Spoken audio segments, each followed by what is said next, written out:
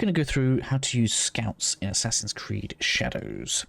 First, we need to actually go over to the objectives window because we're going to start out with the investigations. This is optional, and after I've explained this, I'm going to show you how to turn this off in case you want to save your scouts for other roles that you can use them for within the game. If I come down to Mr. Tsutsui Jinkei here, or this a chance encounter mission, I'm going to highlight this, and then we are going to go back over to the world map where you're going to see not that much has changed. We don't have anything highlighted on the map, but what we do have are these directions here. Now, you'll usually acquire these from side quests or by talking to NPCs in the area or something like this. But either way, once you have your clues, you can now start narrowing down where to look. For example, this says he is the daimyo in Yamato. So we're going to come to Yamato. We can see he is in a town near Koriyama Castle. So we zoom in one stage and we should see Koriyama. So we come over this way and then we say, oh, Tea Master's house. So we're going to zoom in and now you're looking for a point of interest. Obviously, if we go and explore over there,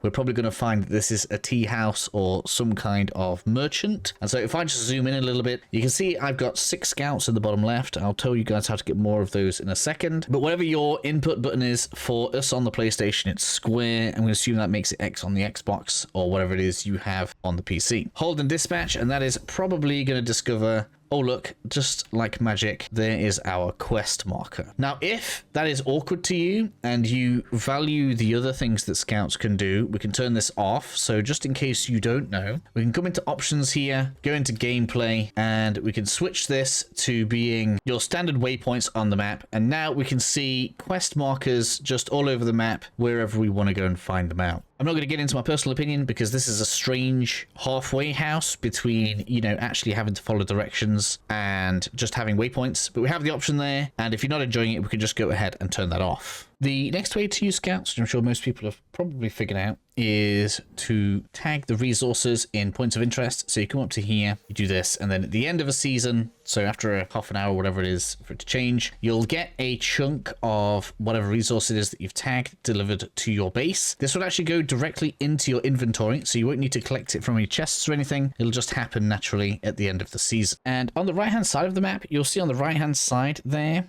how much salvage your scouts are currently collecting for you. And so, as you can see, that's not really an effective way of using them. And even if you don't use them actively in the points of interest, you'll find that they'll drop resources in this chest. So when you fast travel back, if you just turn directly around, you'll be able to empty this chest and you'll get some free resources by not even using your scouts. So I don't think that's the best way to use them most of the time. The final and best way to use the scouts, in my opinion, and maybe you won't come across this in the early zones, but you'll definitely start coming across it as you progress the game, is when enemies ring the bell. Let me get these guys to see me. So we should find someone will decide to run for the bell. So we let this guy go up and ring the bell there, just so that I've got this to show you all. So when he rings the bell, that's going to put a wanted sign on us. Now, once that happens, we're going to find that enemies all over the place are just going to continually aggro on you. However, what we can do, bottom right-hand corner, you can see what your button prompt is going to be. We can, in fact, go ahead and use scouts to remove that wanted status so that we can now move around in the zone freely. We would otherwise have to wait until the end of the season or change character. So if you like using Nawe to get around some of these areas and she's wanted, that's going to prove a problem. And that is the basics on how we use scouts. We'll finish up on how we upgrade and replenish them. So back at the hideout, second time being here, I know. There are several buildings that we can use to upgrade